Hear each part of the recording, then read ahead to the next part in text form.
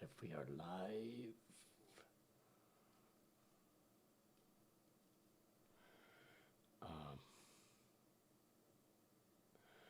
Hello, hello, hello. Hello. Sorry guys,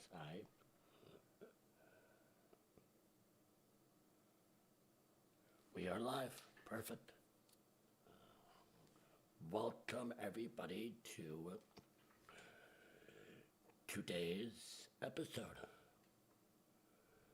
But yes, you have to tweet it out still. I'm still a little sick, so a little off.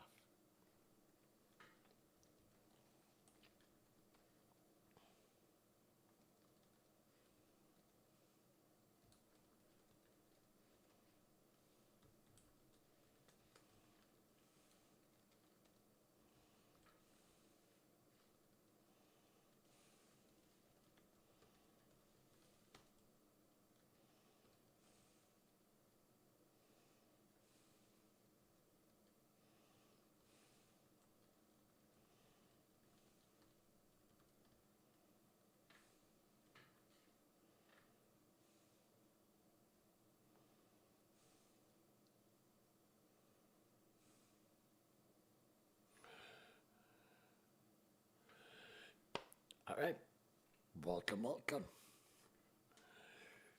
Today is a new day, new episode, big week, E3. It's been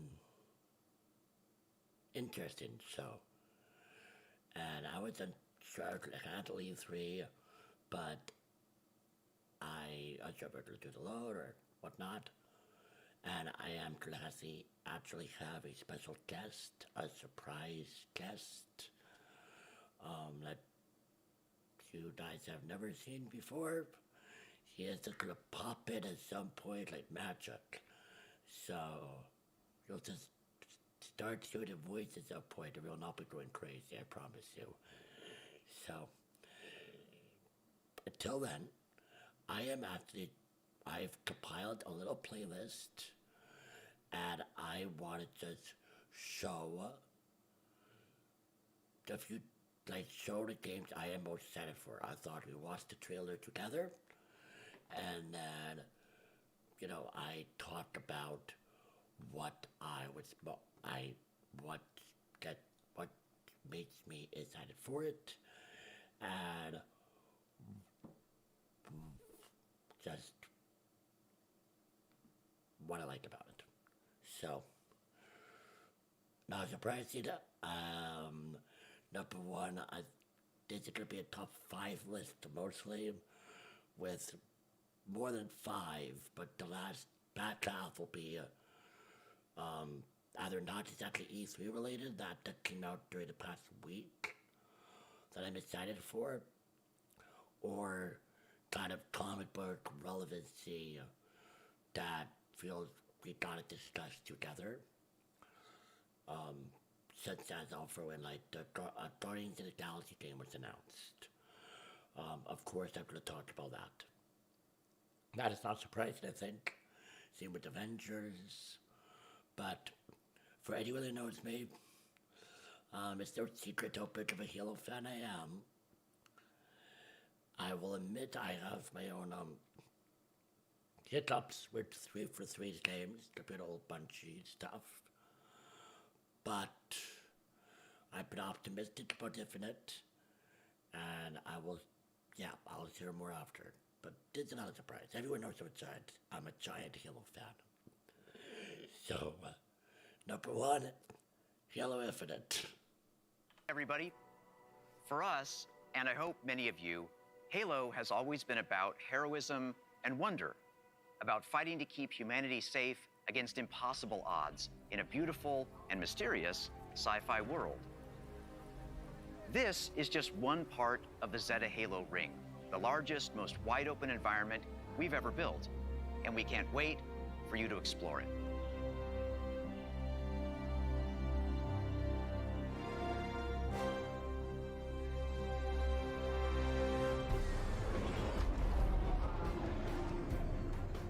The heart of Halo is Spartan 117, the Master Chief. In the next chapter of the Chief's story, you'll face his greatest challenge yet. But you're not alone in the fight. Oh, the main batteries are shut down. We're stuck out here.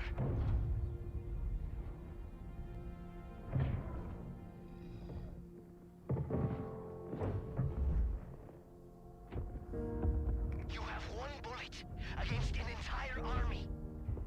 What can you do on your own? I told you. It's enough. So I see.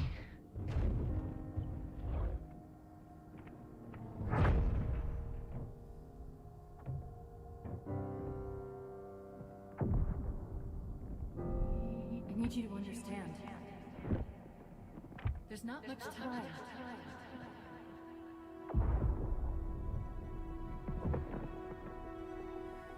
If you knew how you were going to die, you knew how you were going to die. How would you live your life differently? How would you live your life differently?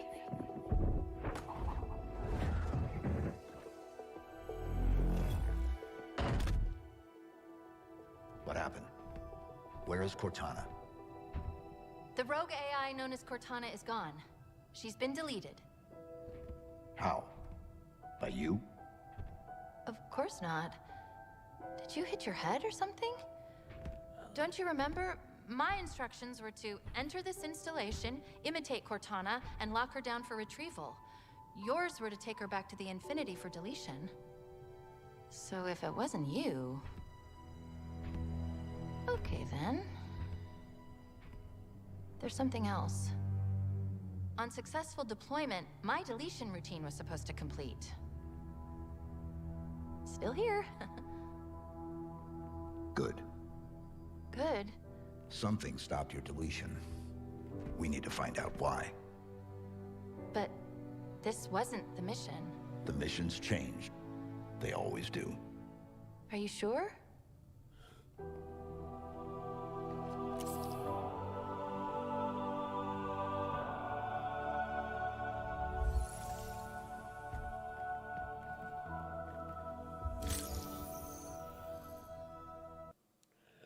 Alright, so I am not used to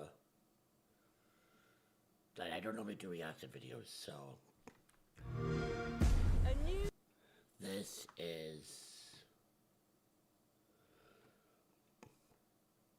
is abnormal for me. So forget there is a proper organized fashion for this, but my thoughts. I've seen a video before about what's accepted to everyone else, but I'm really excited. I am really excited. If I can just increase me in the middle for a sec while I'm kind of just talking. I can't wait for this. There's few reasons, partly from already been shown or known about, and then this trailer now. First, the open world aspect.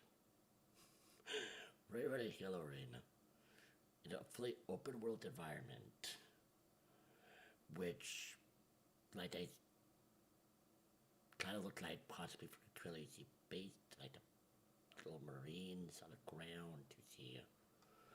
Well, I say I'll lower myself so I can go back and just, yeah. There, could be a little small, but I want to be able to see the whole trailer. You now. So, forgive that. So yeah, it's all right. So like, let's see. Skip for the trailer here a bit. So, what I mean.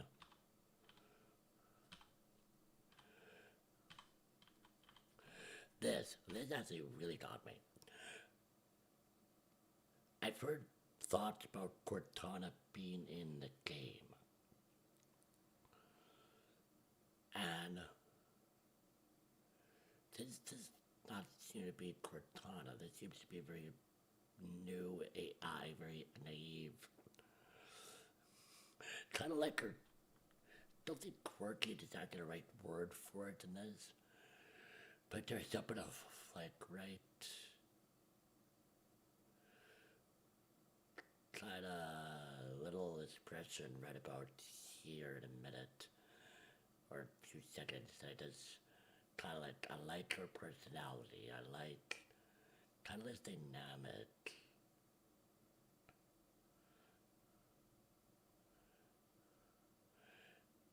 Right there. Yeah, right there. I like that. And Good. Good. Something stopped your deletion. We need to find out why. But this wasn't the mission. The mission's changed. They always do. the music too. I think Halo 4 had a good story. Halo 5 was kind of good multiplayer. That's not really feel like Halo, but still well made multiplayer. And honestly, I don't like the scores of either of those games, or I hate them. But there's something that's off with the music, and Marty O'Donnell. There is a, well, he's not, I think, fully credited for Halo Infinite, but I definitely got back to make the music. The composers for this installment, yeah, he's not credited at all, so yeah, I don't think it has anything to do with the game, but they kind of got the feeling matched the themes of the original themes that Marty made for Bungie. And just even that similarity with the music and the kind of old aesthetics in some ways, with like how the soldiers look and Chief, that brings such a feeling to me that feels so warm, and I'm excited. I truly am. I am cautious still. At the talking story, I'm cautious with it. I will definitely talk about, like, out of all the games on the list, this will be heavily talked about upon release. And you'll hear all my thoughts about it. And as soon as it's available to buy, I'm gonna grab it. Because, yeah. And I know I honestly have to stop pre-ordering stuff, really. Because it's not the best thing. But I might not even pick it up by the media, but I will talk about this record when it comes out. I'll play it when it comes out. As for Game Pass, is helping. So, I am constantly optimistic, but I love, there's so many shots here that are gorgeous, but aesthetics can always be, a mist, clouds your judgment. You have to go off gameplay, you have to go off. Well, of course, if you like how it looks, that's great. You should not dismiss that, but, also factor in gameplay, factor in the,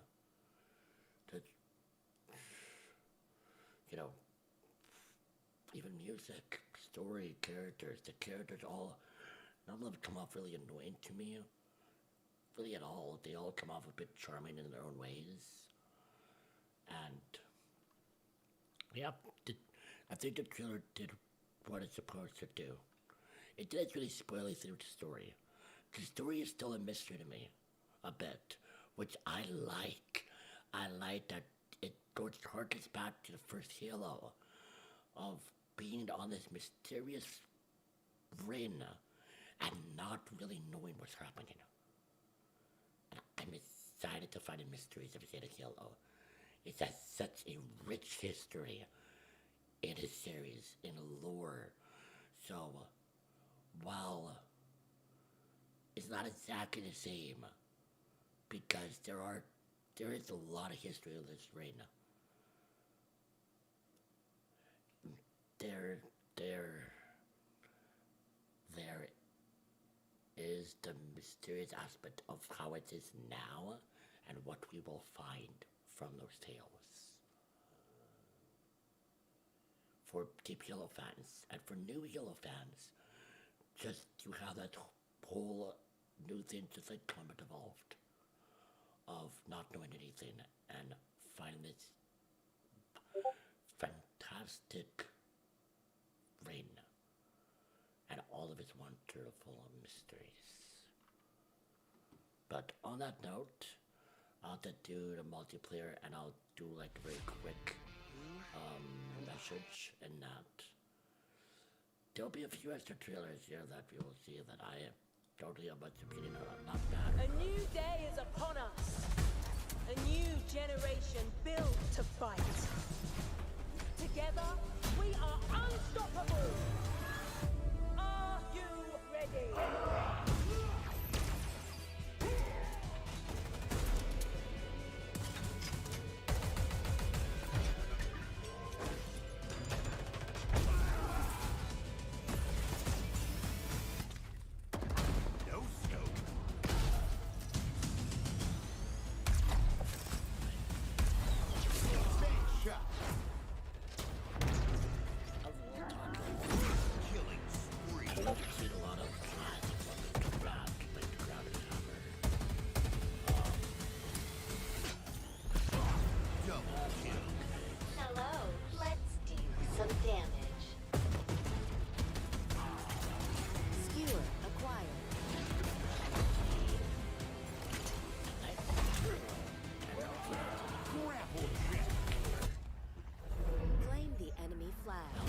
Return it to base.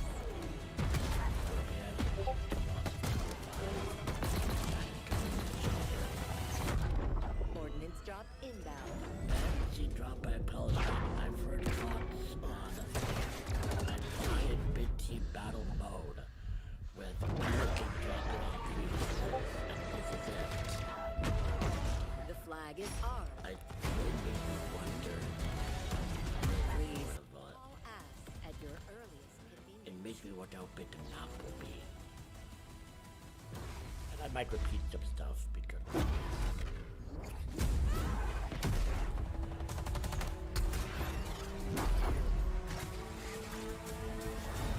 Now, show me what you can do.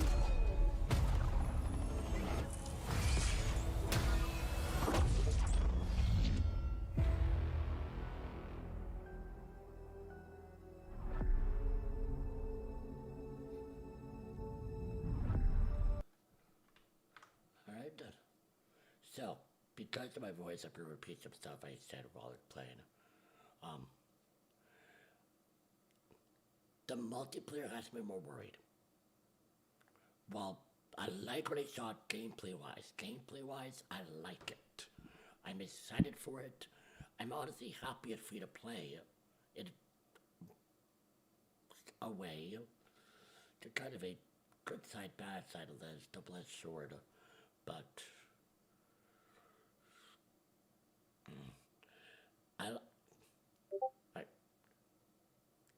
the sandbox was fun. The gameplay looks nice. I remember hearing that, like, grapple shots, the grapple thing, stuff like that, or pickups on a map, kind of like equipment in Halo 3, which I think with that, it would feel more like Halo 3, more like classic Halo, more balanced, which is nice. But this free-to-play makes me nervous. I do like the big team battle mode. I like that pelicans are dropping stuff off. That is awesome. I'm curious how big the map for the new big team battle is. Like, that's how huge, especially since the engine is from an open world game for the story. So, but free to play for the multiplayer makes me nervous. It honestly does. It just does. I know the story will be like just. I've heard that the story will be like just maybe like it'll be a full price game story mode, and then the multiplayer is free to play. So let's see how it goes. I'm excited for it though. I'm very excited.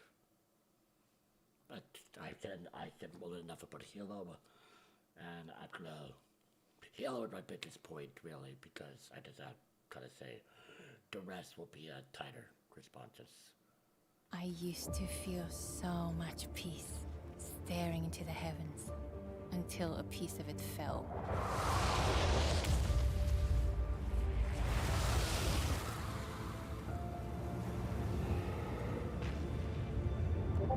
And the nightmare began.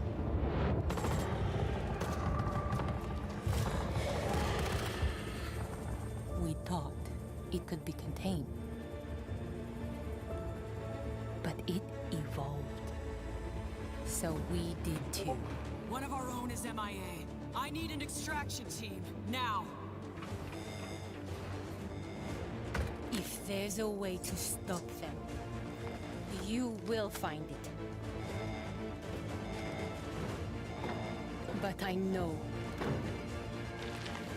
you will find me first. Okay, the plan. Nomad, secure our exit. I'll take out the nests. And I'll find Ivana. I have your signal. Let's go. We're already out of the nests. Incoming! Clear the area!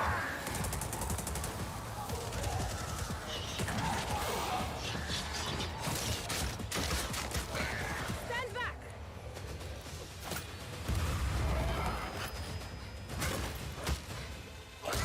Down.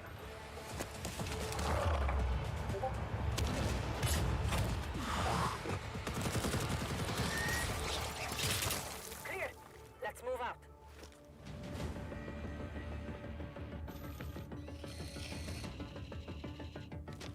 Clock's ticking. I found her.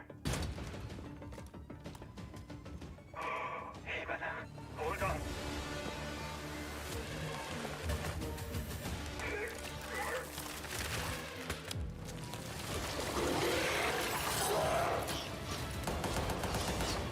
I've got company. Coming through! Countermeasures.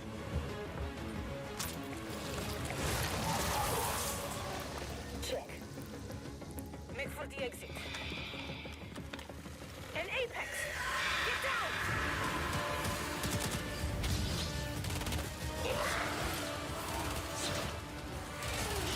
Ella, look out!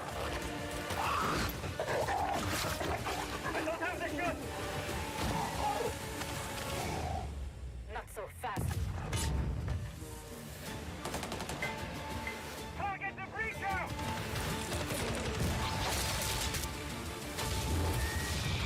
Now's our chance!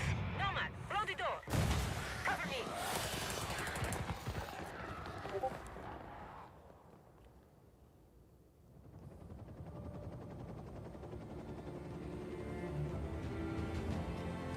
Hey, you all throwing me a party?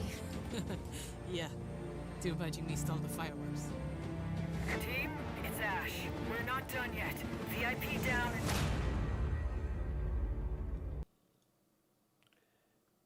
Alright, so this. Rainbow Six the Rainbow Six series, I kind of have a little double-sided twin with. Double is what I mean. I really enjoy it. I played Rainbow Six Vegas 2, which it was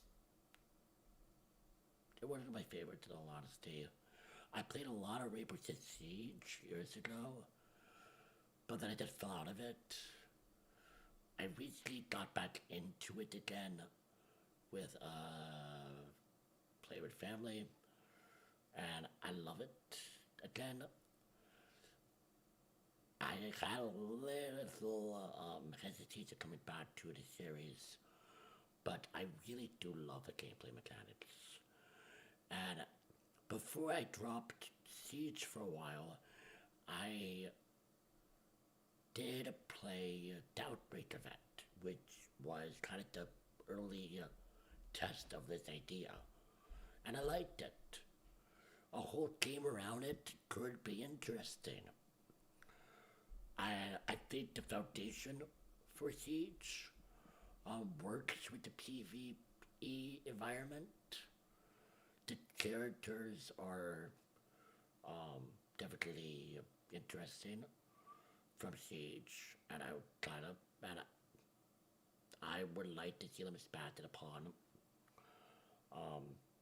Because while interesting, some can be a bit not very minimal, but I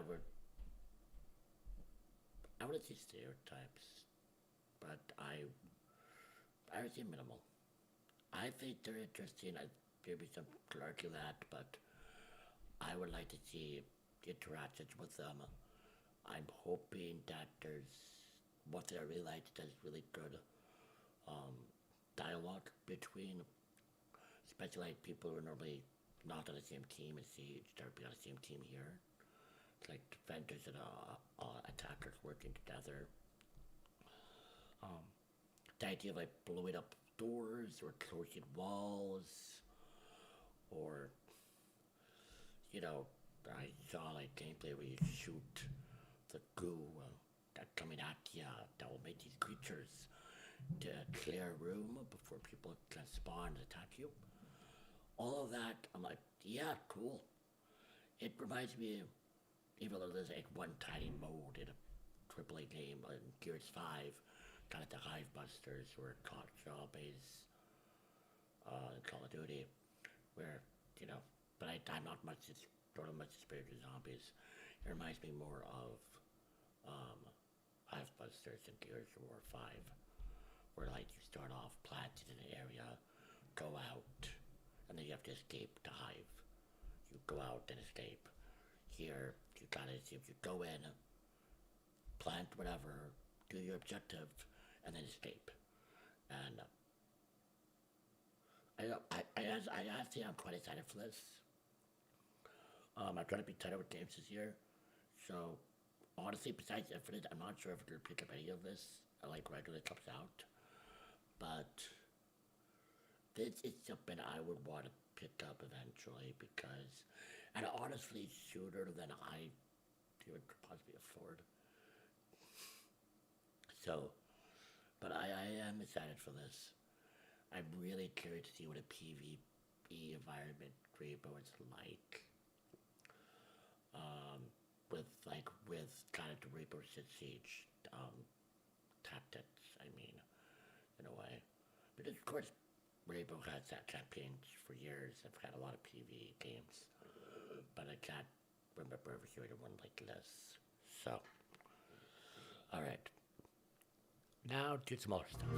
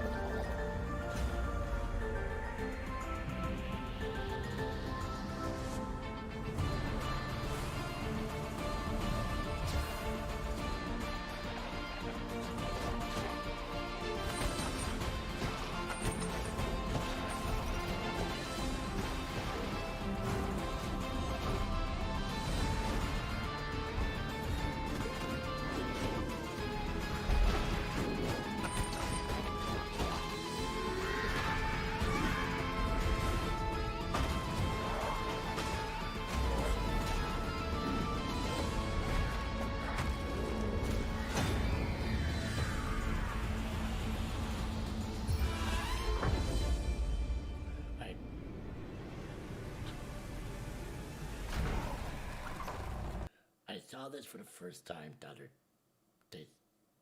Well, yeah, I saw this for the first time this week. There was a new announcement for me, at least. See if there's a trailer months ago that I just never saw. This I really like. This I am quite as I definitely will get this as a point because I really want to try this. This reminds me of Hades. This reminds me of Transistor, a lot of like Supergiant game stuff, and I loved Hades. I love these type of games so much. The aesthetics are gorgeous. It looks kind of cute, which I do like that it's so cute. It's funny with the umbrella. That was adorable. I just, yeah. Soundtrack seems nice. Like the music.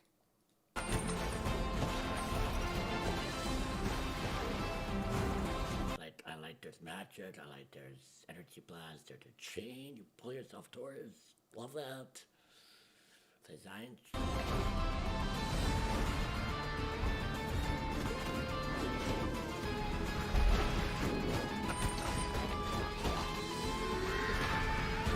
Designs are just really weird, but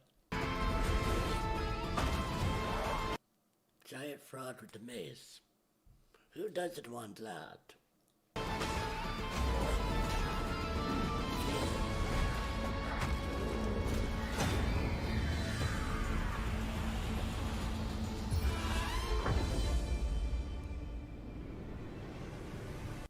I really like it. I'm really excited for this. And yeah, I can't wait for this. I cannot wait to try this. I'm not sure when I'll be able to try it. But yeah.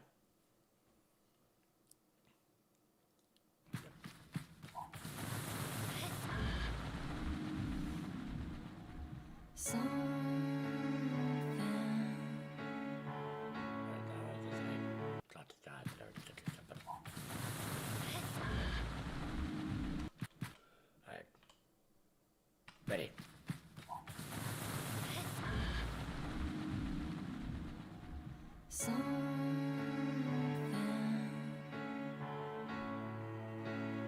Happens every day.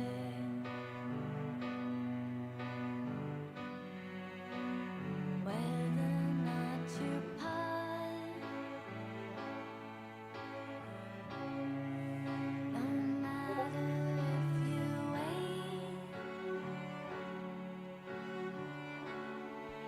but if you're bold and trying to find whatever waits, whichever end you play a part.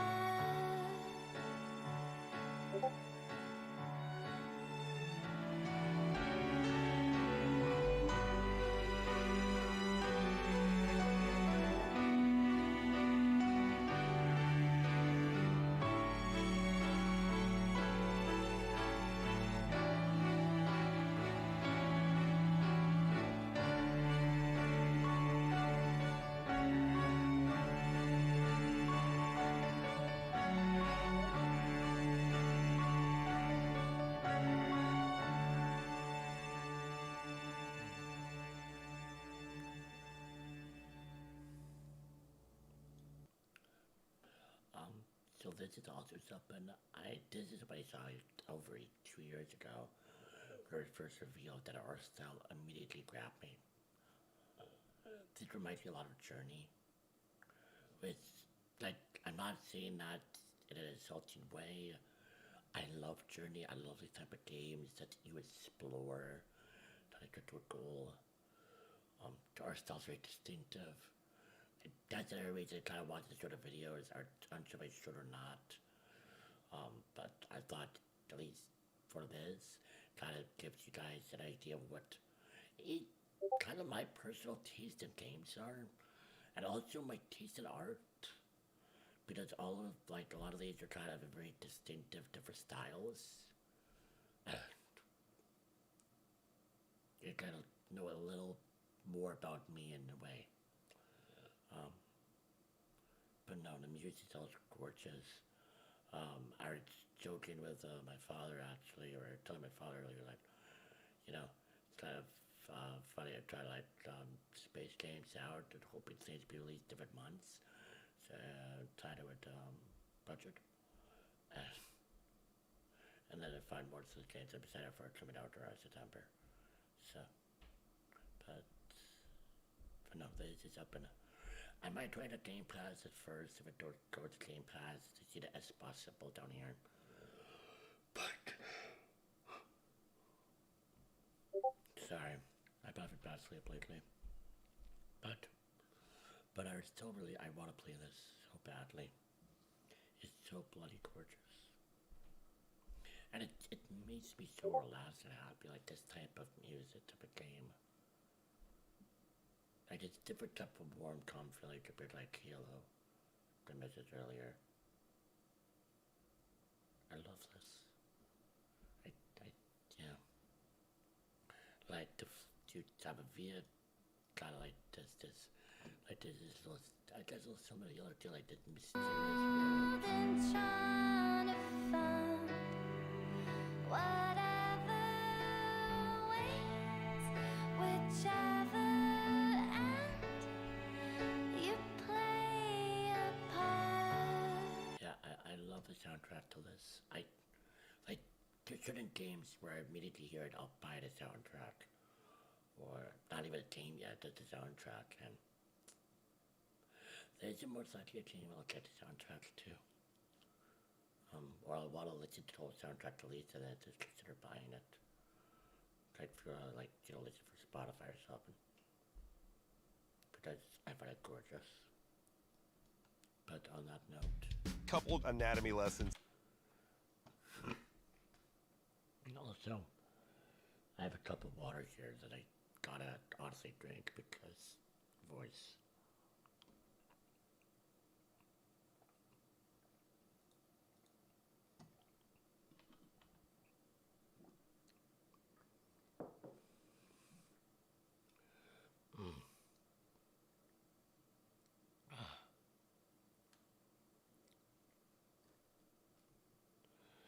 Yeah.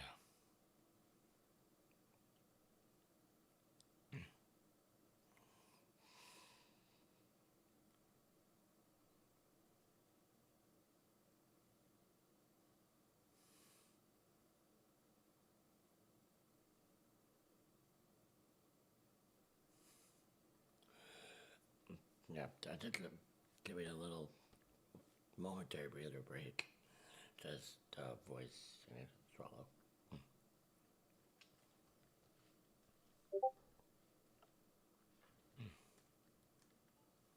Well, yeah.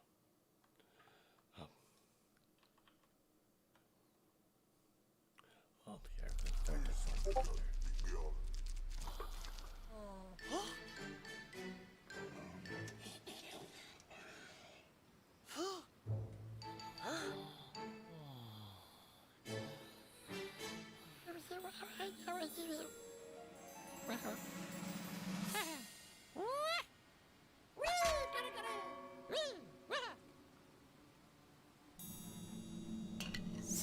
So,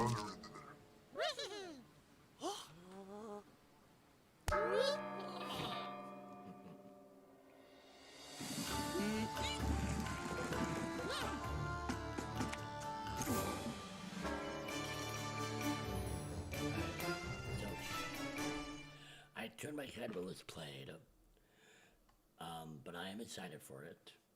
Well, I think now we've actually just kind of left the excited for it phase, like that. No, also now you're doing more or less, and yeah, we kind of left that, and now it's more like this. It took my eye. It made me curious. I am fascinated with it. But that is it. The art style I find is very different. I do like turn-based games. It's bad as a name, kind of, but I do enjoy them. I do enjoy them, and I just see myself actually having a lot of good laughs and just smiles with something like that, or just I just see myself really liking it, but also not. It's a better wait for reviews for sure. But it took my eye. They're distinctive. They did cool having that kind of like hand-drawn medieval style. Does President rabbits are kind of funny. I was definitely looking because I've seen it before. There's a part also to show you guys. But I liked it. I cannot pronounce the name. I would be something again. I have to see how I feel. And now everything else is, yeah, like I said, we're into the realm of either not shown this weekend, was shown this weekend that was not a full new game. Comic stuff that just give me my thoughts on, and one like big news thing. So this is Among Us. I have not really been seeing what we're watching each time, but I'll say for these. This is Among Us expansion. This I am excited for it, but it's not a new game. But I love Among Us. I play it with a lot of friends. I adore it. Doing it with friends. So I'm looking forward to this. And I'll say more after.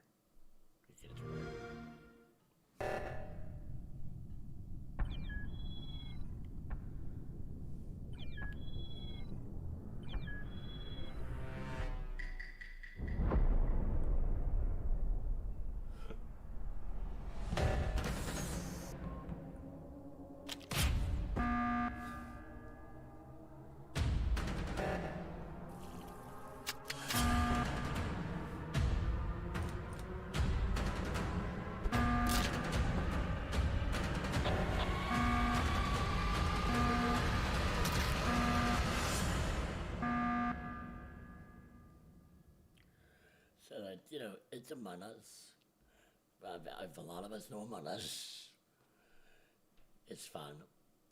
I really love that they made hide and seek an actual official game mode, which I highly respect when developers take fan-made modes and turn it into official mode. I remember that did Halo Griffball became a thing. That was not by them, they added it. That's not sure because of Red versus Blue or because of like Dazzling does something the community made or like community playdates. But I bet they named it Griffball because of Red versus Blue, but yeah. So I love when I see stuff like that. I'm excited for it. It's new maps, I think new colors.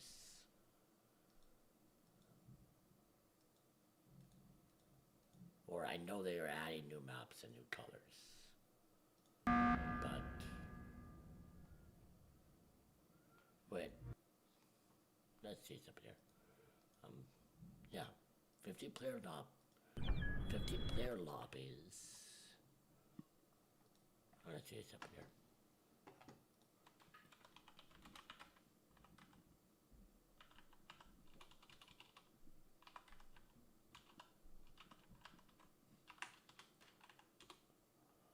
Among Us 2021. This is what I wanted to show you. Alright. Grab the wrong little one for the. Sorry, guys. To take a piece of me. Here. I hope you get the. Well, great. Now it might be. This is how I want to use it. Oh, alright, here. The roadmap that I want to see. Right. This. I love this.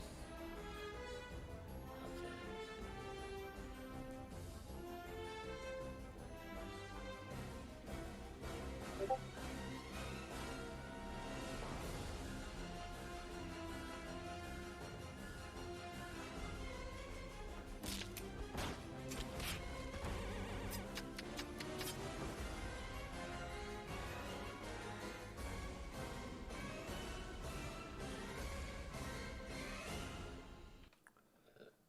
So yeah, I showed both.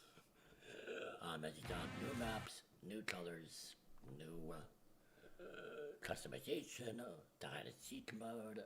I'm excited.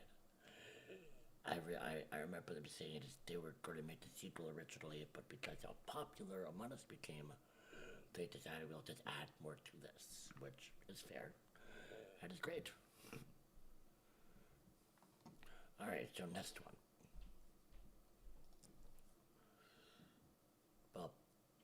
Well, you'll see what this is, and then I will share my thoughts on it. And I'm not going to show the second trailer release for this. I'm just showing this trailer for this game. Yeah, so here.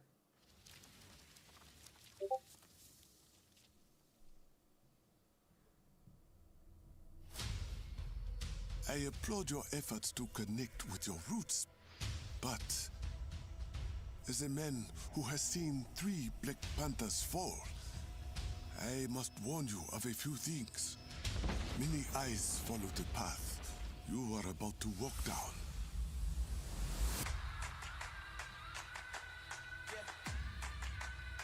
They say I walk like a king, talk like a king. You can act around now, say the same. You just wanted to show off They your chasing suit. the fame, they all want the name. But they ain't got what's running through these veins. Make way for the king. It is Claw.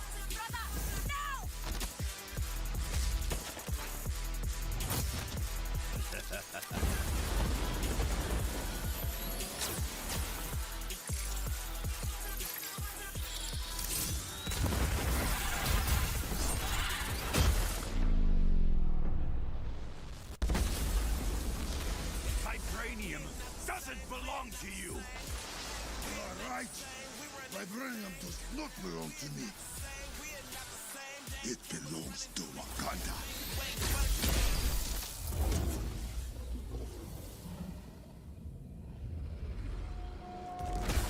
Look at me now, can't hold me down. So give me the crown. They say I walk like a king, talk like a king. You can act around now, say the same. Alright. These are one of the 2 Marvel things I'm showing today from E3. I was excited for Marvel's Avengers when it came out.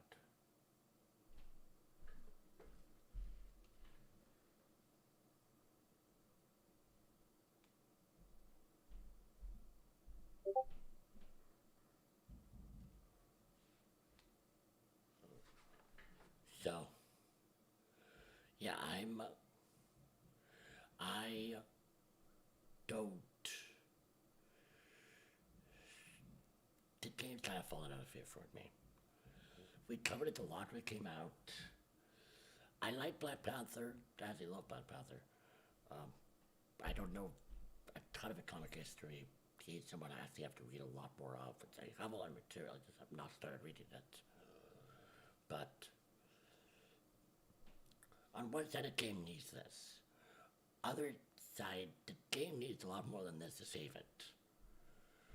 The game needs more villains. A lot more villains. And at the rate that it's going is not going fast enough. Black Panther better be fun. The costume I'm not crazy about, but the costume is getting stuff done massively better. So I guarantee there'll be one outfit I will like for Black Panther, whatever. Doesn't matter really. But a friend mentioned, a lot of friends mentioned that I agree, like they kind of wanted it to be based off the movies, but also not. And it's this very contradictory idea, I feel, where they're their own people, but they do things that remind you of the films a bit. Hulk is dressed up like Mark Ruffalo, like his Bruce Banner. Tony is somewhat like Robert Downey, but they all have very different faces.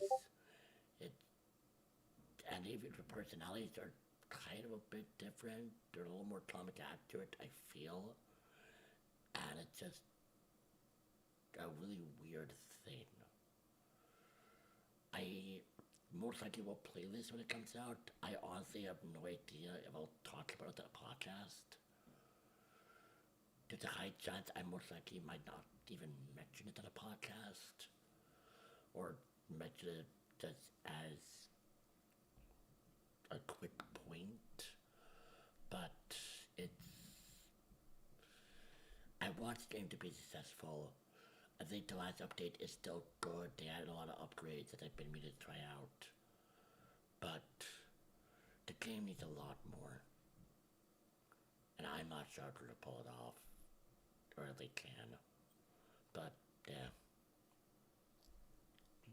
Peggy 16. Alright.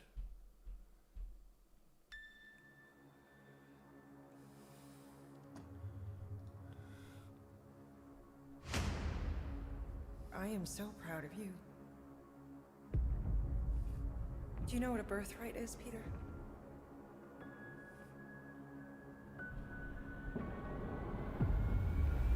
Something that's a part of you. Like your name. Gardeners of the Galaxy? What? No, Rocket. So I let Groot fill out the paperwork.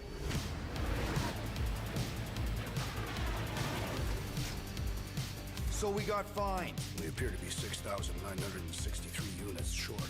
I know, we clearly need a plan.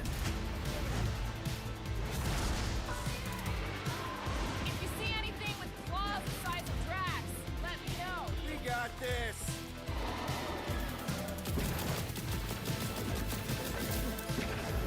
Drax, throw him. No!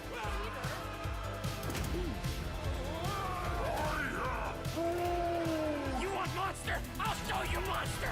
No! We disrobe! Keep your pants on.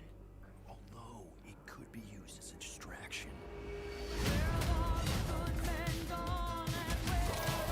Smash him up, Drax! Meet your maker! We're all professionals here, right? Maybe we can work something out. Get him! You had one job, Quill. I did exactly what?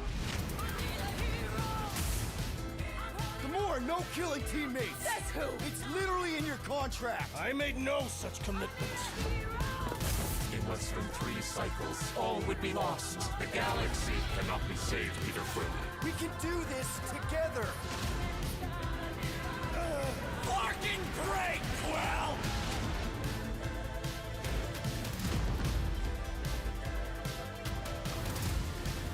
Star-Lord, right? It's Star-Lord. Oh, crap!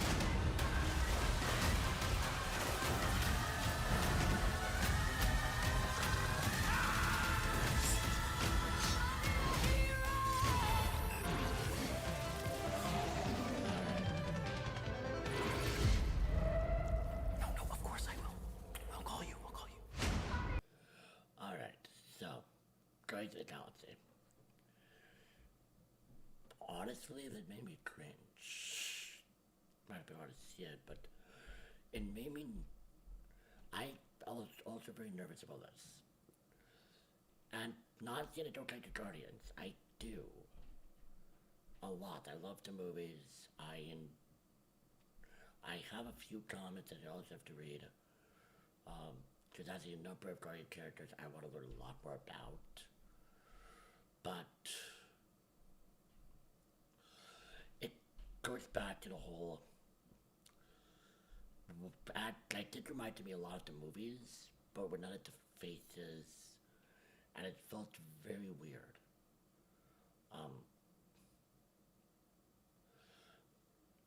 When you remember, I think, something like from a film, you don't just remember the jokes. You remember, like, the person's little mannerisms, their faces, that whole identity wrapped up with all the little things that make a person, you know?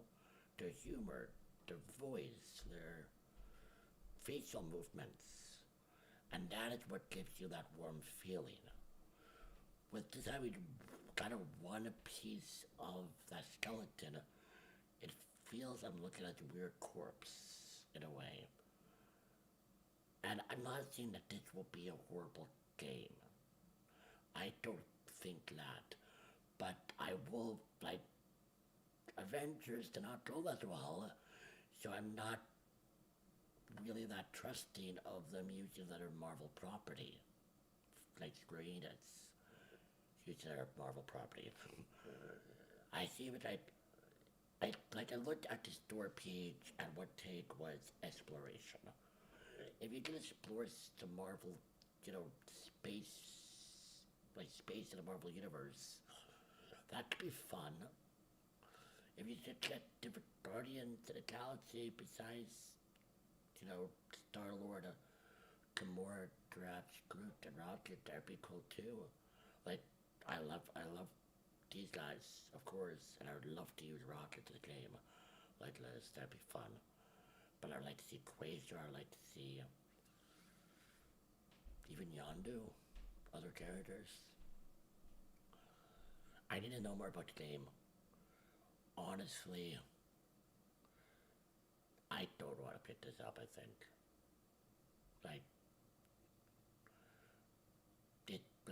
There are comic stuff I want to get, I want to try.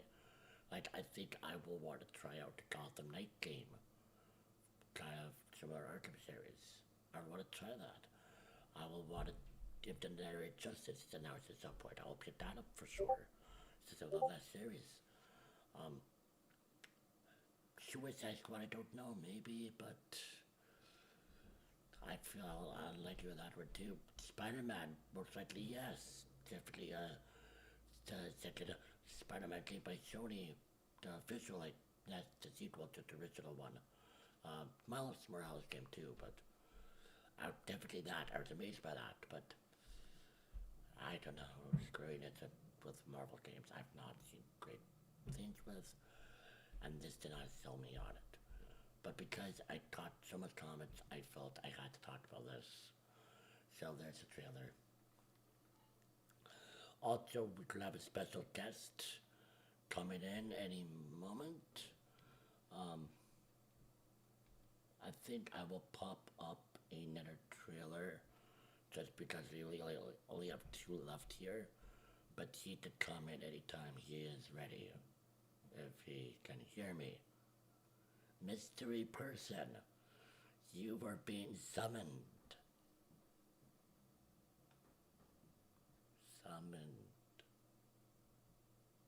Alright, I'm starting the trailer. So, also I got to order this, now I'll miss the top. Alright, here we peek. Whatever, built this. The end. Oh, yay, somebody worked. Yeah, I could actually hear you. I was watching the video. I was the one typing in chat there. Right. Hello, friend. How are you? Sitting in the car watching the rain. Cool. So, everyone, this is, well, how would you want to be referred to, my friend?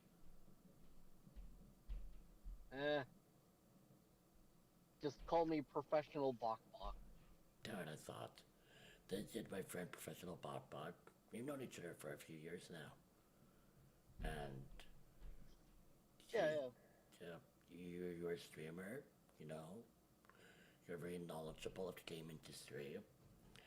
And I thought, I thought that you'd be a good person to talk about E3 with a little bit.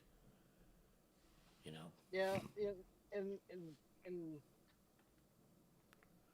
I was excited to watch E3, but again, as I spoke to you before earlier, I've had some real life issues come up, and I haven't been able to quite catch it, but I'll be definitely watching the videos tonight.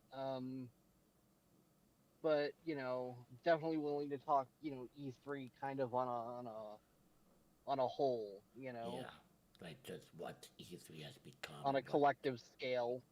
Mm-hmm. Yeah. So, what do you think of E3 when you first think of it? Like, how did you grow up with E3? Well, You know, E3 is something like I still get excited for E3, but E3 is something I really used to get excited for. Nowadays, it's just kind of, oh, well, what kind of mess is going to come out of this time, you know? Yeah. And I'm always curious to see what these companies are doing, but you know, as somebody who's been playing games for the better part of 30 years, I mean, some of my earliest memories were being 6 years old and being able to speed run Mario. um, you know, and it's cool to see games continue to evolve and stuff like that, but at the same point, I'm almost getting a little burnt out on it, and E3 still, again, it's still exciting, but when was the last time you truly saw a game come out of E3 that you 100% truly enjoyed? That's You the know, thing. you didn't have some little gripe with And I think it's partly that is nature of the game industry, right? And B, there's a little bit of less games sold at E3 in a way, because like you did 10 years ago, right? Kind of the infrastructure and companies being aware of, having their own, let's say YouTube, for example, right? Releasing stuff anytime they want, or being as connected with the consumers were not there as much. So they were relying on E3 more with more things, even maybe try to show more, like, show off less flaws to get people more excited or well be more cautious of it. well let's be fair there first on your first comment. There is no company's going to point out their flaws. No. Inherently, none of them are going to do it because they can't sell a product. And that's what E3 is designed to do first and foremost, is sell you a product. Of course. It may be this really cool collective showcase of tech and games and stuff like that, but at the end of the day, it's there to sell a product. So no company's going to actually sit there and say, hey, our game's just absolutely fooball. No, of course not. I mean, but I just. I mean, the only time I remember that happening in recent, well, the only time I remember that happening in recent years was the devs going out at Cyberpunk going, "We're not ready," Yeah, that was bad. But I just mean. Yeah, like, but they owned up to the fact that they weren't ready. Yeah. Yeah, Cyberpunk, CD Projekt Red are a whole crazy conversation from this year. Yeah, that's a conversation for another day. Oh yeah, but I just mean I agree with you. Like, of course, nobody's trying to show off their flaws in their products, but I think there is a part of the unconscious part of our mind, right? Of like just being aware we have all these other ways to show things that we're not completely limited to E3. So like deep in our subconscious, you're not exactly as panicked to get everything absolutely perfect 110%. Well, so my biggest kind of issue with the whole thing, right? And you see it happening more and more and more and more and more, is that they're starting to put this really shiny marketing to it. Yeah. But 99% of the time, you don't actually get to see any actual gameplay footage. Yeah, that is a big. You know. Yep. When you were talking earlier, you mentioned Cyberpunk, but my mind actually first goes to when I hear that is Watch Dogs. When that first was revealed, that was gorgeous, and I remember a lot of people complained about how it looked on release. Yeah, they really oversold Watch Dogs. Don't get me wrong, the gameplay for Watch Dogs was pretty good. I enjoyed it. I know a lot of people didn't. I know a lot of people were saying, "Oh, it was just a rebranded GTA." You know, I've heard it all. You know, and first and foremost, games come down to personal preference. Of course. You know, not everybody's gonna enjoy the same game. You know, of course. But they did really oversell quality wise. Watch Dogs really oversold. You know, and they oversold the gameplay too. You know, you're expecting one thing and you get another. And again, I still enjoyed the game. Same. But it's not really what I was expecting. Mm-hmm.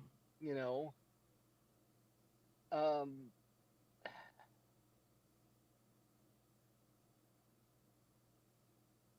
So, you know, again, it's come down to the fact that it's all marketing. You know. And they're gonna continue to make the boxes prettier and prettier, but you're still just getting a box. You don't know what's inside the box. You know. Yeah, that is. That is something I kind of like. You open the box, you can pull out a turd. You know. Yeah, like the Black Panther trailer I just had playing right now, right? I don't see any gameplay from that. I missed that one. Right. Well, there's no gameplay. I did see the Guardians of the Galaxy trailer, though. Yeah. What do you think of that trailer? Like that type of trailer? Oh man. Yeah, I feel the same. I don't even know how to. Okay, so we're pulling from a comic book, which wasn't a major thing, anyways. It was a B-rate comic to begin with. Yep. You know. Mm-hmm. And it's like on one hand they really tried to keep it look like the comics, but they tried to make it act like the movie. Yeah. I was really confused with that whole thing. Yep. Yep. I did the same thing. And because at this point we're so ingrained in the MCU, we expected a certain way. Yep. You know? Yep. And like, okay. So like the Guardians of the Galaxy movies, first and foremost, felt pretty campy. Very campy. You know? Yeah. Entertaining as hell, but campy. Oh yeah. Okay. Yep. Totally. You know, I love the even adult Groot. I love the whole Groot thing. You know, I love the dialogue between Groot and Rocket. Yeah. You know, I loved a lot of the elements they had put together there to make the entire thing. You know, and the casting choices for the movie were 100% spot on in my mind. Yep. Except for Mantis, I think they had an issue with Mantis there. Yeah. Yeah, I agree with that. That and Ego being, you know, Star-Lord's dad, that wasn't right either. But that's neither here nor there. I get why they did. Yeah, we could have you're very knowledgeable in Marvel too. We could have a little different conversation on Marvel stuff. But when it comes to the trailer for the game, again, they don't show you any real gameplay. You know, they show you at one point where your ship's flying through the thing, but whatever, you know, that's not really gameplay in my mind. Mm-hmm. You know? Yeah. That's a ship flying, you know? Sorry, try to hold it down. Sorry. Keep on talking. Yep. Yeah, it's not really gameplay in my mind, but like the voices felt wrong. Yeah. You know? Yeah. Even in the comics, I've always imagined Drax having this big burly voice, and you know, I see Drax that demo, and I'm like, or uh that trailer for the game, and I'm like, the hell is this? You know? Yeah, like, let's see if I go. It's like, who is this guy? If I go to just to see And for a sec, I'll mute it, but sorry. I think the only one they got slightly right was Rocket Raccoon. Yeah. You know?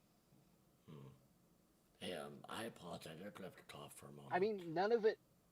Just 1 sec, please. Okay. Yep. Sorry, I'm just a little sick. But I didn't want to interrupt you, so please continue. I didn't want that to cover what you're saying. You can't take a game. I mean, for all I know, it could be great. Totally. For all I know, the game could turn out to be amazing. Okay? But in my mind, you can't take a game you're basing on the movies, give it comic book flair, and then your own little weirdness to it, you know? Yeah, it does. It feels weird. It feels like if you're rooting it within the MCU, you have to stay within the MCU. Yeah. You know? Totally. You can't kind of blur these lines and expect people to be okay with it, you know? Like, and again, maybe it'll be great. Maybe I'm being super biased. You know?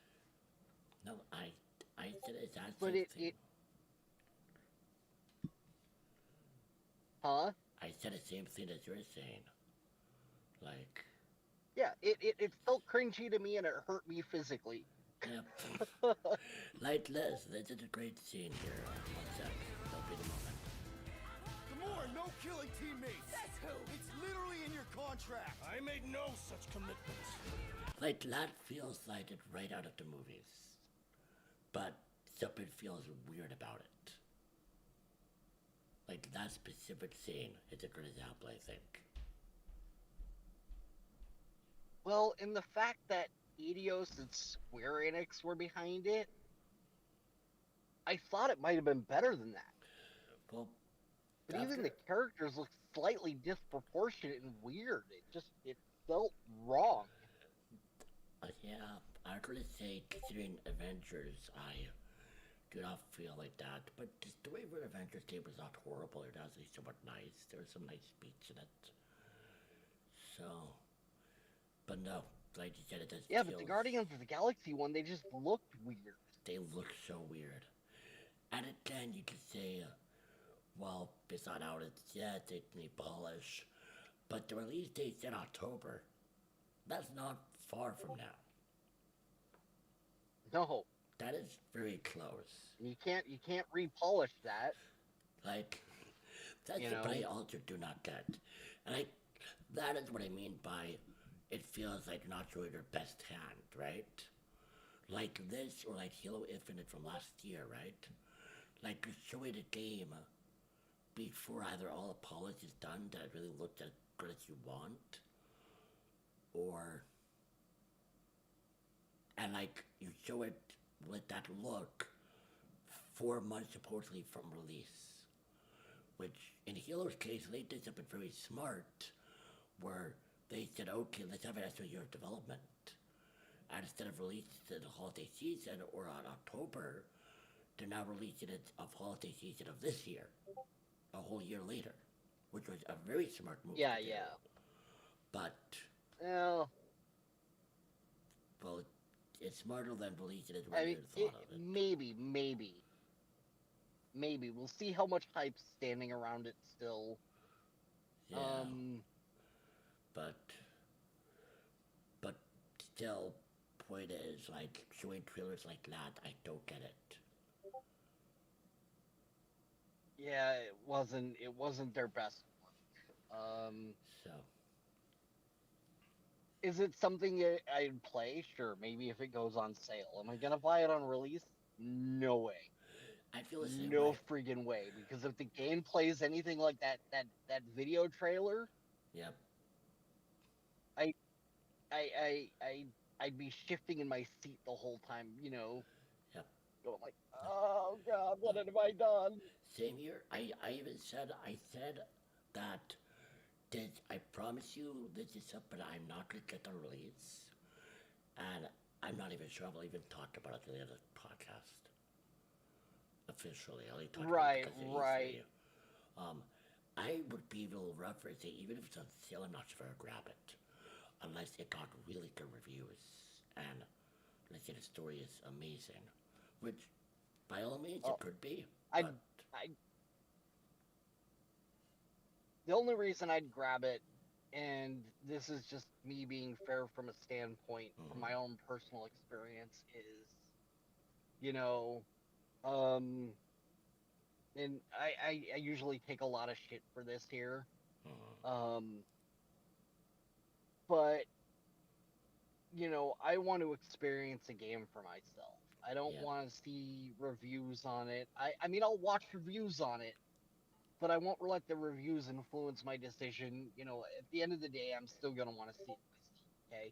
Yeah. I heard Fallout 76 was bad upon release. Okay. Upon release, I borrowed my friend's Xbox and I played it, and oh my god, it was bad. Okay. Fair. Yeah. They were right. Of course. But like in that same turn, I've had those same reviewers that are like, well, Fallout 4 is really good, and here's why it's really good. And personally, I did not like Fallout 4. Yeah, that is fair. And that is also I think did not like it. Yep. Go ahead. I think that is also, like you said earlier, as with any form of art, right? Video games are a form of art. We all have our own personal tastes. Yeah, it's very subjective, but yeah, where I mean, with Fallout 4, I can point out to a T the reasons I didn't like it, and it's a trend I've noticed happening more and more with the video game industry. And if it's not microtransactions, right? Then they're selling you a game that's maybe okay the first time around, but if you're gonna consistently play it, you're gonna only be playing it with mods and story be damned, Yeah. Because Fallout 4 did not have a good story in my mind. No, it was way oversold. And the only cool aspect of the game, personally, that I enjoyed was the town building thing, the village building, the settlement system. There we go. I remember that got a lot of praise. That it was good. Yep. It wasn't optimized? No, it was not.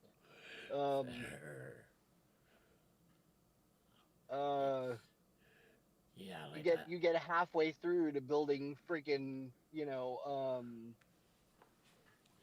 the first one you're working on, and you can just feel the crunching lag.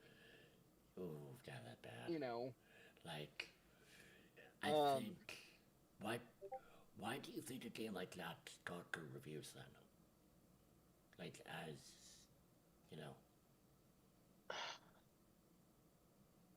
like, what about the mechanics? Honestly? Yeah. Again, I think a lot of the people who did end up giving it good reviews probably played it straight the first time, and I mean, if they did and gave it a good review, I couldn't honestly tell you. I don't know. Because if you look at their DLC, man, nothing but a bunch of bad reviews on their DLC. That is strange.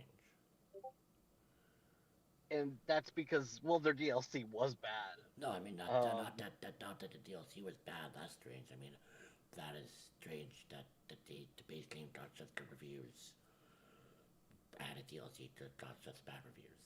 I mean, well, and I could easily explain that by the DLC being severely limited and severely bugged, which it was.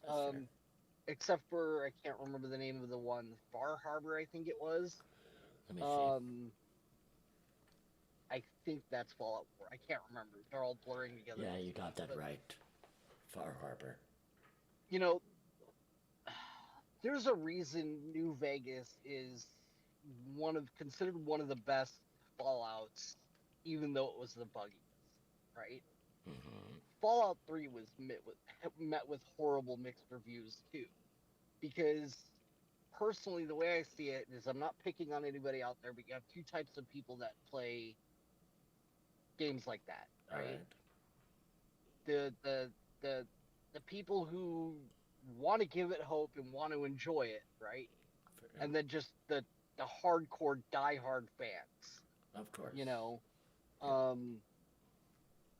Those people who buy everything Bethesda. Yeah.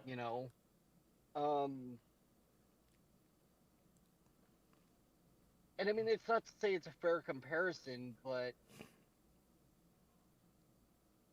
Fallout New Vegas, while it was a buggy nightmare, right? Yeah. It was still better. It was still a far superior game. I think the important thing. And because. Sorry, go ahead. Go ahead. No, go ahead. I wanted to add to the point is the important thing with the game that comes out buggy or launch, right? Is you have to ask the question: is the foundation a really strong one? And if it is, you can either build it up and fix it, or or maybe people fall in love with it so much they'll look past the bugs. Well, first of all, you got to remember that the foundation that Fallout was built on wasn't even Bethesda. Yeah. Remind me who it was. It was owned by a company called Black Isle Studios. Okay. In the first 3 Fallout games, right, which consisted of Fallout 1, Fallout 2, and Brotherhood of Steel, Tactics. No, when I think Brotherhood of Steel, so it would have been 4.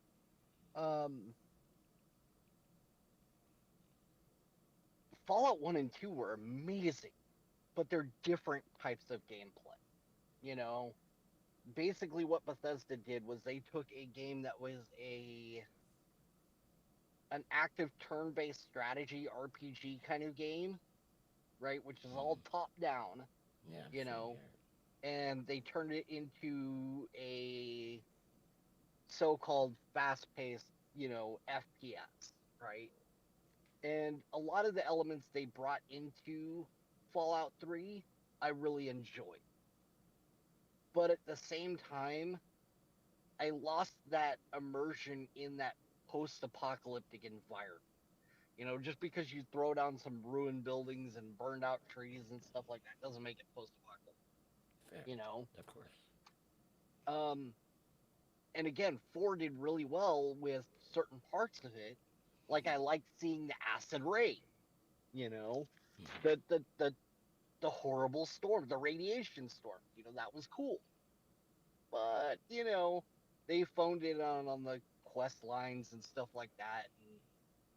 And, it felt like one of those app games you play. Like you'd finish a quest and the guy was like, "Congratulations," and you're like, "Okay." It felt lifeless in that aspect,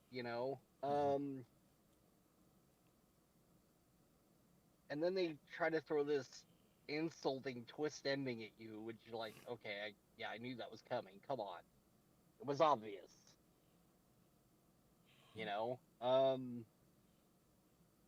Fair. But I think the most insulting part about the game, and I remember watching this on a YouTube video. Can't think of the guy's name, but it was absolutely hilarious. Because it's true, In every one of the previous Fallouts, right? You had to work your butt off to get power armor, And here they give you a high-powered minigun and power armor in the first 15 minutes and tell you to kill a Deathclaw, and the Deathclaw's AI is so terrible, that you're just literally walking backwards, spraying into this thing. You're like, okay, that was a hard fight, Yep. And you're sitting there wondering, at that point, is this what the rest of the game's gonna be freaking like? Yeah. What the hell did I get myself into? That's funny. I will admit.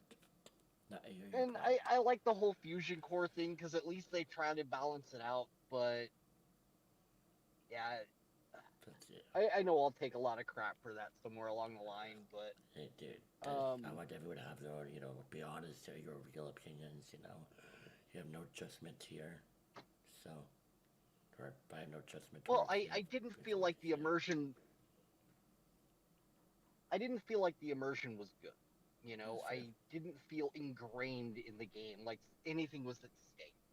When I want to play a game like that, I want to feel like something's at stake. Instead, you go from killing a Deathclaw and power armor in the first 15 minutes to building a settlement. Now I'm playing The Sims in 3D.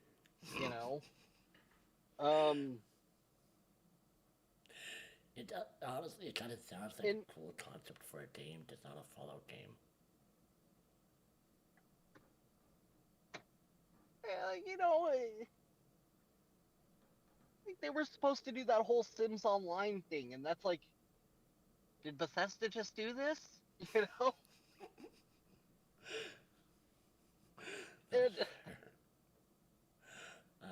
But I am curious to see what future games like the Elder Scrolls series will have in Fallout. I am genuinely curious about this. I lost respect for Bethesda years ago. I'll be honest. That is fair. I haven't enjoyed an Elder Scrolls game since Oblivion. Fair. I have no real thoughts on Bethesda just because I never really was attracted to them, and then I've heard enough negative stuff about them. I just like since you were here earlier, right? Just show you my list of games for E3, right? Yeah. Here. So you can see the list. Yellow Infinite, what's upper top, right? Rainbow Six Extraction, PV Rainbow Six Siege game. Death's Door, Sable, Liz, which I'm not even going to try to pronounce. Mudda's Expansion, and then the rest are just really news that I was covering, like Black Panther. I haven't mentioned yet, and I don't think actually will talk about it, but the Avatar game, I'm kind of curious how that will play out, because they're tied to a movie. Didn't they already do an Avatar game? They did, but the new one in 2022 now. I'm assuming to go with the sequel for Avatar, the film. So, and then a trailer. Yeah. I'll have it on really low here. This is what we talk about with painful expectations. Just because the movie is good doesn't mean the games are going to be good. And vice versa. Just because the games are good doesn't mean the movies are going to be good. Exactly. Resident Evil proved that one. Exactly. 30 Resident Evil games later, and they're still kick-ass. 30 Resident Evil movies later, and you're like, when will this shit end? I will admit, I kind of enjoyed her animated films, some of them. Like, I think I liked the first Resident Evil movie. It was different. They have a Netflix show in a few weeks. Huh? Resident Evil has a Netflix animated series in a few weeks. Coming out. Okay. I don't know how I'm gonna feel about that one. Yep. Now the animated movies for Resident Evil were actually really good. there's talks about it. Um, Like the animated stuff, I quite like so far. I think they're pretty good. yeah, yeah. And it seems like the same people are They were making really good. the Netflix movie show, like the animated Netflix show. Maybe set an animated, like kind of same voice actors, same characters in the animated films. So, Yeah. that So was interesting. basically, with E3, with that E3 list, you know, a lot of it's going to come down to, for me, um, sorry, heartburn there for a second. Ow. Oh, dude, I've been coughing. I don't just, yeah. No problem. A lot of it for me is going to come down to, do I trust these friggin' companies? And that's exactly it. You like, know? Even this trailer, like, this looks beautiful, but it tells me nothing about the game. I have no idea what the game is like. It's a pretty action sequence, it's a pretty graphics, pretty trailer, you know? But I know nothing what the game will be like at all. It tells me absolutely nothing. That's what I was saying earlier, though. I mean, they don't give you any gameplay footage, you know, and that's what I think E3 is lacking now. You know, again, they're just it's always been about marketing and selling a product. You know, it's always been about that. But now they're not even willing to give you a behind the scenes look on gameplay until like the week before. Well, I want to see. And then you're like, Yeah. And then you're like, I pre-ordered this. What the hell did I get myself into? You know? Like some games, like I used the CG reveal trailer for Distraction for Rainbow Six, but they did have like a 13-minute video of gameplay. Like they did display the gameplay pretty well.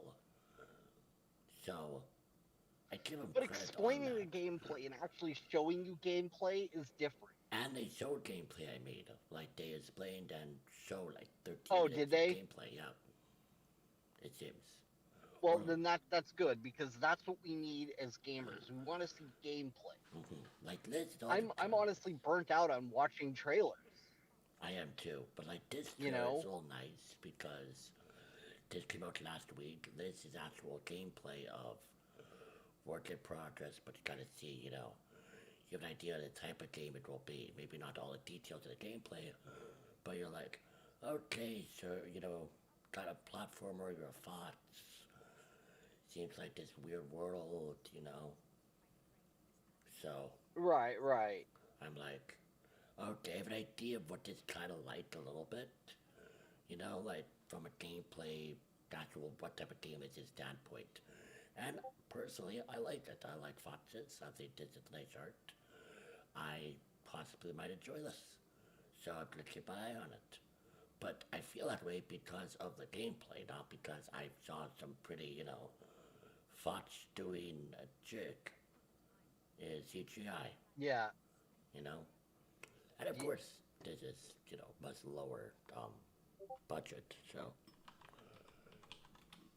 Well, and part of that other conversation I remember we had earlier was, you know, the talk about indie developers in E3, and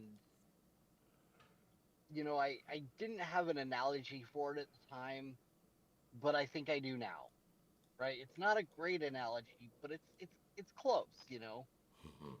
But it's like you know, you've heard of Sundance Film Festival or Cannes Film Festival, right?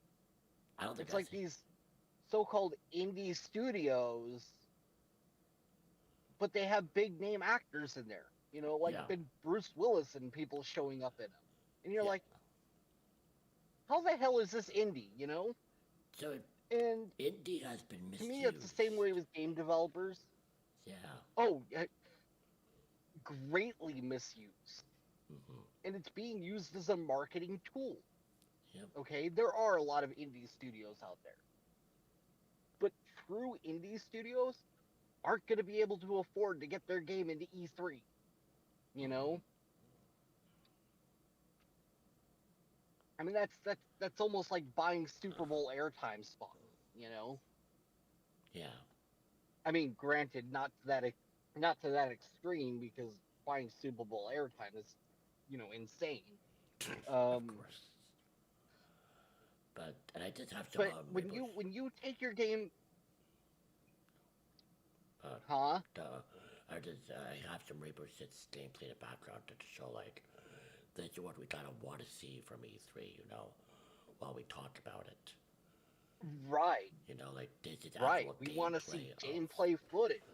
This is an actual match of the new Rainbow game. That's the understanding of how this operates. But please continue. I like that Keanu Reeves showed up for Cyberpunk. Yeah. I like that he was in the game. Of course, the difference here is he actually firmly believed in the project, and he still does, from what I understand. Mm-hmm. But the company used it as a marketing tool.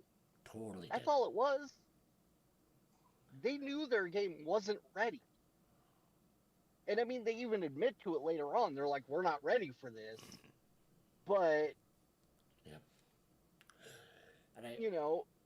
if we would have seen some gameplay footage, I think more people would have been on board with it. I agree. More people would be willing to give it a chance. Well, the other problem with Cyberpunk specifically, right? Besides going into the crazy long story that is Cyberpunk 2077, the gameplay footage that was shown eventually, right, was from the test build. That was not from the main build of the game, which... And they can do whatever the hell they want in the test build to make it look snazzy, you know? That's the idea of the game, but a lot of people do not understand that. Including I did not as well. But now it's completely reasonable. But if you only show that and not anything in the true game, you're going to completely screw people's expectations and confuse them. Right. And, the difference for me is I still want to buy 2077. I still believe in 2077. Mm-hmm. But the reason for that isn't because I believe in the company or I believe in the product. I mean, it could still be a shit show 10 years from now. Oh, totally.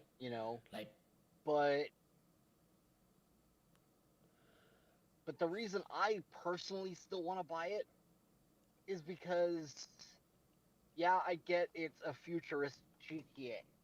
Mm-hmm. Right? I get that. Right? Yep. But a Cyberpunk game really hasn't been done, and it really hasn't been done well, Great. I know Cyberpunk's broken. Nod to the wall comment right there. But at least these guys were really trying. They really were. And it wasn't a total phone in like we spoke of Anthem earlier. We could talk about all those things in separate episodes for sure. But the way I view Cyberpunk, I view CD Projekt Red, the devs worked their ass off, and I feel so bad for them. And the higher ups. Well, they still are. Are the ones. Oh, they still are, absolutely. I'm not saying they're not now, but the higher ups, the people, in charge, are the ones that really screwed up. Well, and that's the problem with things like E3 is I still enjoy E3, like I said. Yep. But it's not the same as it was, years ago. Nope. And these guys are going to take every advantage to get you so engrossed in a game that they're going to mark up the pre-order costs, and when you buy it, and when it turns to shit, they're going to be like, oh, well, you knew what was coming. No, we didn't. You showed us nothing, Mark up or mark down? Like, mark up, do you mean raise the price? Oh, they're going to mark it up. Oh, yeah. Here's the interesting... I mean, come on, look at the trend. Yeah, but... Look at the trend, dude. Over the years, pre-order costs have been getting higher and higher and higher and higher. No, I agree with that. But what I'm saying Or I think I agree with that. But what I'm saying is, and these are not like massive AAA games, okay? I would say they're indie games really either because they were at E3, or one of them was at E3. But they're like in the middle, alright? At both of these games, a Warhammer game called Battle Sector and Origami 2, both became available on pre-order a few weeks ago, okay? And they were cheaper than the base price. Which is rare. Which is rare. Fair. Okay. I mean, come on. Look at Fallout 76. Its pre-order cost. Red Dead Online or Red Dead Redemption 2. Its pre-order cost. These companies that are releasing DLCs get the pre-order DLC, and the DLC is as much as the game costs. No, I agree it's so happens, I mean, and I agree it's bad, but I wanted to so acknowledge. my question there is if they're releasing it. My question there is if they're releasing it cheaper. Yeah. How many microtransactions do these games have in it? One does not have any. You gotta pay 99 cents to go on to the next level? No, I honestly think, I don't think they're being monetized. There's no reports of it. I guess they're, of course. They might not be, but it also, but see, that goes into another thing though. Yeah. And this one's gonna sting here, but that goes into another part, is we're gonna see a massive change in how games are distributed. Okay. Yeah. It's true. And I know a lot of people out there don't like the Epic platform. Okay. Mm-hmm. And it's either well, all my games are on Steam, or the Epic platform's buggy. Yeah. Well, yeah, I mean, the Epic platform is buggy, and I do wish they'd get on the ball a little quicker. Yes. But agreed. Comparatively, Steam's still buggy sometimes, and they've been at it for what, 30, 20 years? That's true too. Yes.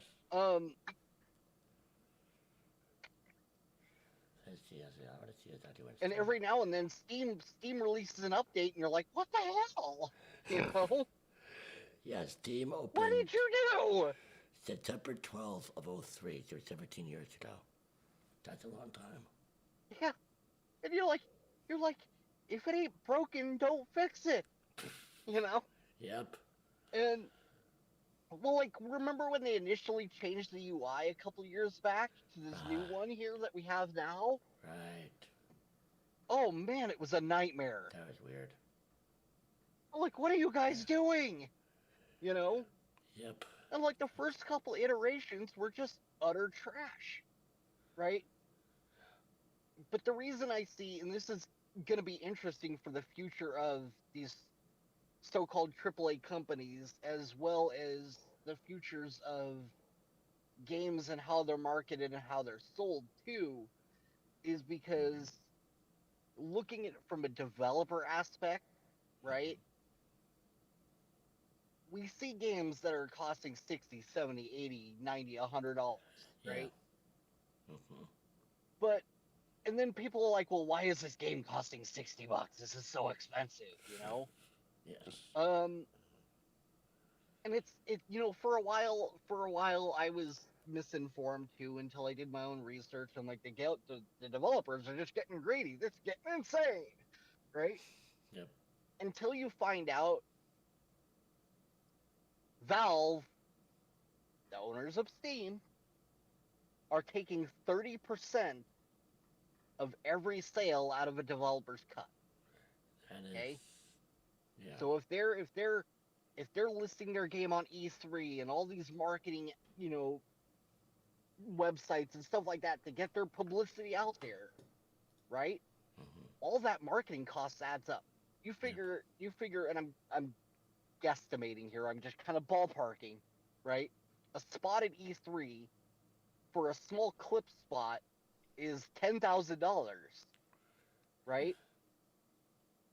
And, you know, Steam's taking 30% of every sale, you know, and you're selling your game for, you know, $20, you know, that's a lot of money being lost. A lot of money. And by the time you do eventually break even, right, the game may fizzle out, you know, and that's something that a lot of people have to worry about. And that's why I said I don't like the Epic launcher either. It's lunky, it's buggy, it sucks. Yeah, Right? I have it. I use The one it. thing I hate moreover about the Epic launcher, huh? No, I have it. I use it, but I agree with What was you. that? I have the Epic launcher, of course. I have some games on it, but I agree with all your points.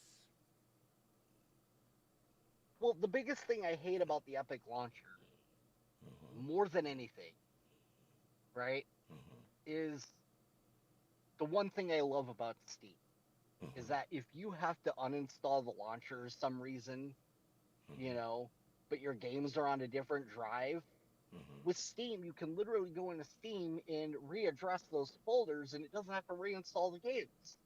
That's nice. Right? But with Epic, you could still have the game there, but you have to reinstall it. You can't reinstall it to that same folder because the directory cannot exist. So you have to create a blank file, and then you have to go through this smarmy BS of letting the download start or renaming the old file, the old folder to .old, right?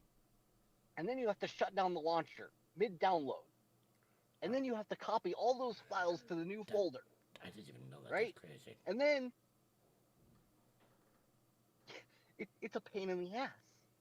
It's a pain, or you can just go ahead and reinstall the game and delete the old one, and hope to God the cloud functionality works. You know, which again is another iffy kind of problem. But the difference is when Borderlands decided to release, or Gearbox decided to release Borderlands 3 on Epic first, I know a lot of people were pissed off. I remember. I get it, but you have to understand it from the developer side too. Yep. Okay? And the developer side is, why go with something that's going to take 30% when I can go with 10% and potentially later on in the future make it so I don't have to sell my game for $60. I can do it for now $40 instead. That'd be nice. You know? Because that huge profit margin isn't being ripped out of my guts. That'd be nice. You know? I think a lot of people would be happy about that. And that's the thing. Well, that's the thing a lot of people don't realize is Steam technically owns a stranglehold monopoly on the gaming industry. Yeah. You know? People are like, well, Uplay has their own, but they still list on Steam. Okay? And there's this funny little clause that Steam has in there that you can't sell a game you list on Steam for cheaper anywhere else. You know? And it's another one of those things that hurts the market. So you can list it on Steam, but if you decide to list it on Epic too, guess what's going to happen? You're now losing 30% plus 10% here. Yeah. You know? You can't say it's 40% because it's not. It's 30 and 10. You know? But you're still having to list it for $60, and you know, gamers are going to get pissed off because they're like, well, why would I buy it on Epic when I can buy it on Steam where my game library is already at, you know? Yeah. And then they're losing money because they're not selling it, you know, they're not making any sales on Epic. Yep. You know? Yep. That is... You know, it's... Yeah. We've now kind of left... Well, and that's the thing, you know? So Ubisoft can sell their games on Steam. Yeah. Right? But even if they put it on their own Uplay launcher, which they're gonna do, of course, they can't sell it for less on their Uplay launcher, even though they own it, because they already signed a contract with Steam. Yeah. That's already there. And if you've noticed, I don't know if anybody's actually noticed, but companies like Uplay or Ubisoft are actually slowly starting to pull their titles from Steam. Yep, I am. And well, right now Ubisoft, Devolver, and a handful of other companies are actually in a lawsuit with Steam right now because of that clause. Because it monopolizes the game industry for Steam. You know? It's like that old Aliens quote, the AVP, the Aliens vs Predators stuff. It's like, whoever wins, we lose, and the only one that's winning here is Valve. Yeah. But the consumers are going to lose because if you buy a game through Steam, they have that little nifty, well, if you play it for more than 30 minutes or 2 hours, or 30 minutes or own it for more than 2 hours, then we can't refund it. And come on, have you ever got a good feeling for a game after 30 minutes?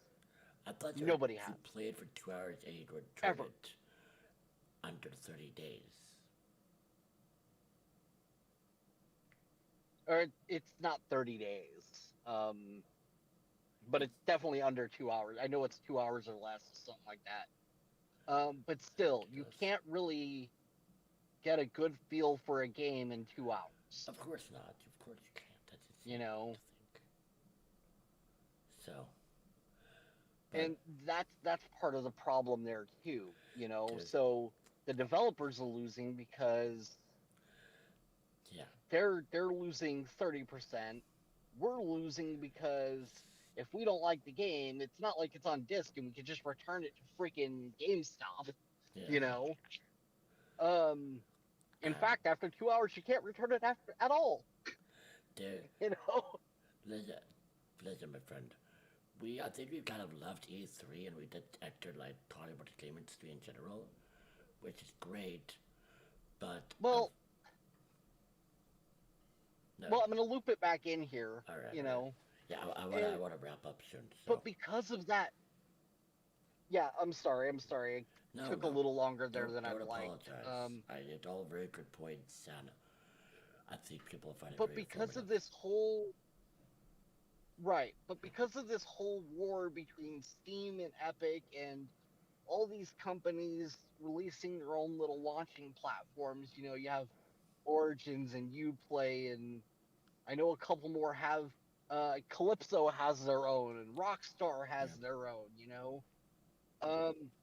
all these games, all these companies have their own little launch platforms, and people look at Epic like, oh, here's just another one, but we're gonna see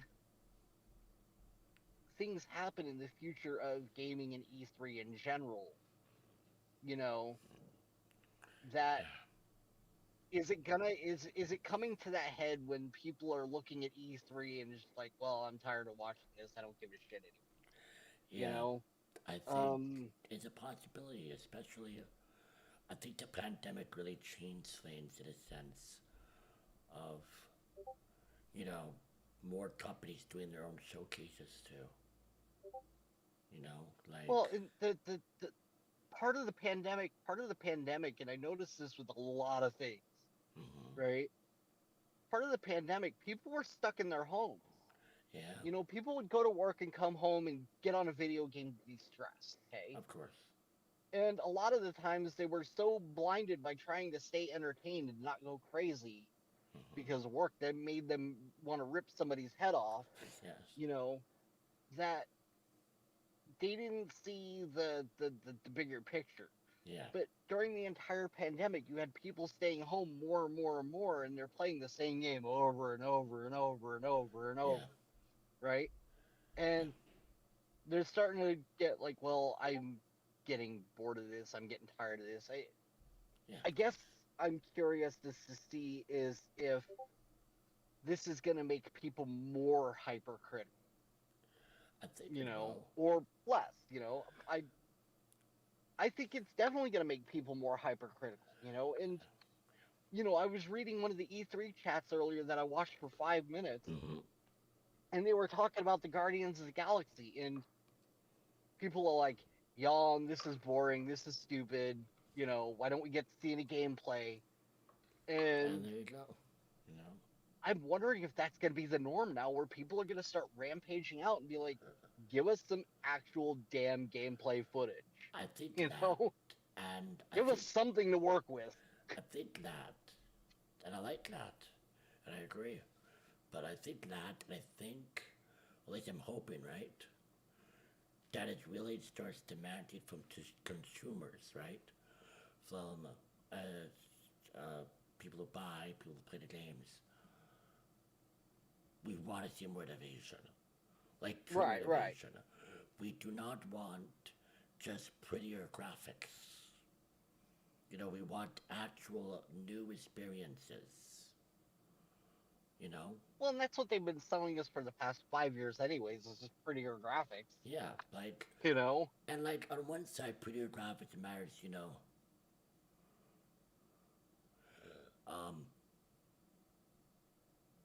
I have to. Nah, some of the best games ever made were cheesy side scroller graphics. No, of course you don't. Like you, I've always thought you don't need pretty graphics. I'm not saying they're bad. Like, what you were mentioning Unreal Engine to me earlier, Unreal Engine 5, and I've actually noticing someone been making kind of funny. They've been recreating scenes from the Clone Wars Star Wars show under that engine, and they look bloody incredible. You know, one is from an episode that did air, but another one is from an episode that never finished. Like, it was released, right? But it was cut. They were cut in the middle. They were canceled in the middle of production, right? So like the voice lines, the audio work, all that stuff was done. It's just the animation was not finished. You know, it was kind of in like, you know, it was middle of being animated. You know, it was animated enough that you understood what's going on in the story. Everyone moved, but they kind of moved like you're pushing a wooden figure, you know.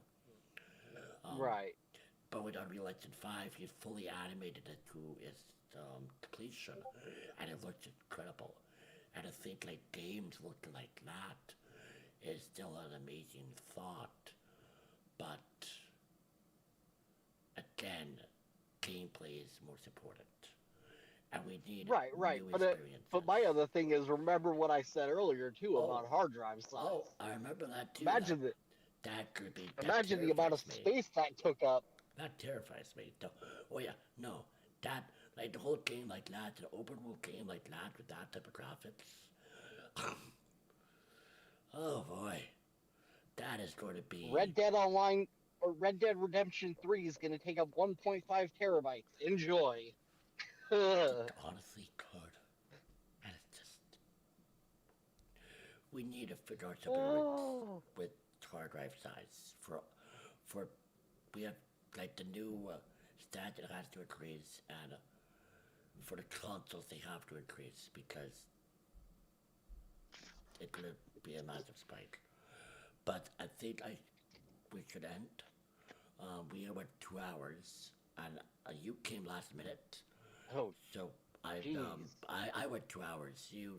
I think you and I went like 40 minutes, but still a long time. Oh no, still a long time, for sure. But I must thank you for coming last minute. Oh yeah. They were fantastic. Normally when people come on the show first, I let them introduce themselves to the audience. Just if anything you want to share about yourself, or where people can find you, or whatnot, you are welcome to.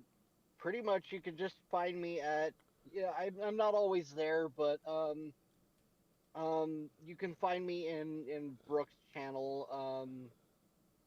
My name is Poochu Metal there. That's spelled with 2 U's. 3 technically, I guess. You know, whatever. Got a big chicken. You can't miss it. Chicken holding a machine gun.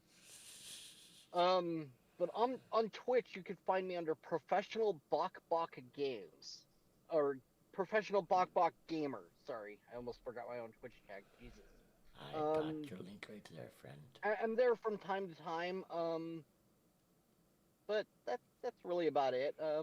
You know, and I do kind of want to sit on more of these podcasts because I think we got some good topics to discuss. Oh, we have a lot. We have a lot of great ideas. We were talking about some of them before we went live, and it was great to have you here.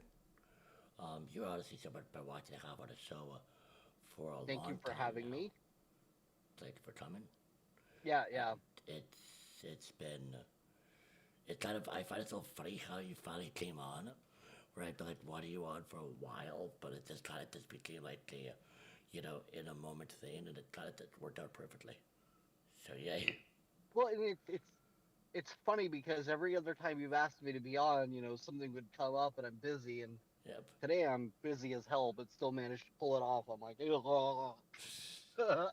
So, no, we'll definitely have more of this.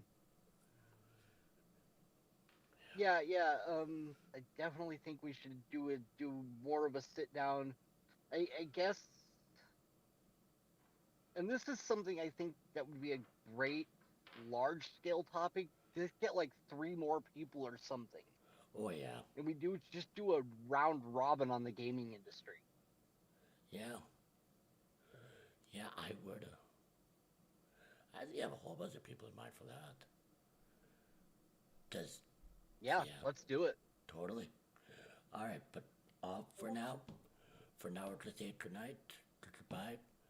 I'm hungry, so I got food, but I hope you all have a wonderful night. Bot, everybody. He is great. Please look at the link for his Twitch. And we will be back another time.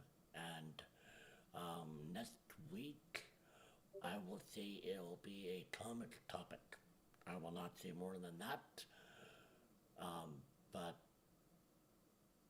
it's being worked on. So yeah. All right. See, now you're gonna have to tell me off stream. I will gladly tell you off stream in a minute. Bye, all. Peace.